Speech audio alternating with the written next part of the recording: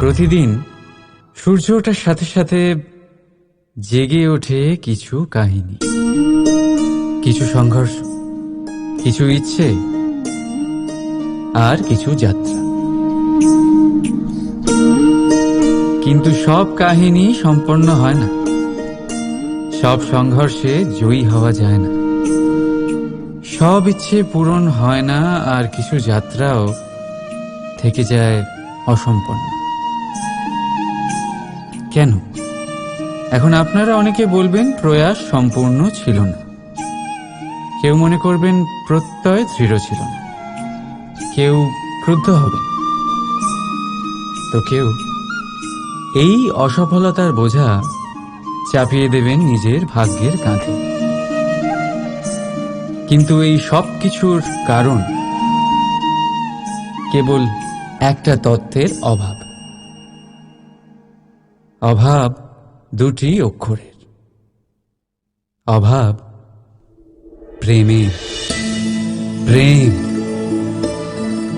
যা শাস্ত্রের পরিভাষায় পাওয়া যায় না, পাওয়া যায় না অস্ত্রের বলে, পাওয়া যায় না পাতালের গহ্বরে, আর না আকাশের তারামণ্ডলে। তো এই প্রেম আছে কোথায়? কি করে পাওয়া যাবে তাকে? কোন পথে গেলে পাওয়া যাবে এই প্রেম? প্রয়াস করব আপনাদের সেটাই বোঝানো। তো আসুন ভাগীদার হন এই মহাযাত্রার, সাক্ষী থাকুন প্রেমের এই ভাবে বিভোর মহান কথকতা, যা অলৌকিক হওয়া সত্ত্বেও এই লোকেই রচয়িত।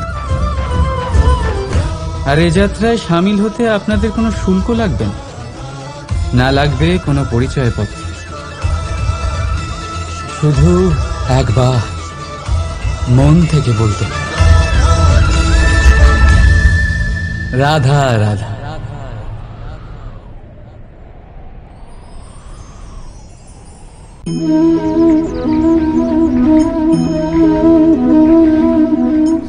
এই কলসিটা দেখছেন আপনারা, এতে জল রাখা হয়। জল যাতে শুদ্ধ থাকে, শীতল থাকে, জল যা তৃষ্ণা মেটায়। কিন্তু ভাবুন, যদি এই কলসির মাটি ঠিক না হয়, যদি একে ঠিক মতন মাখা না হয়, আকার দিয়ে একে ঠিক করে আগুনে যদি পোড়ানো না হয়, তাহলে কি হবে?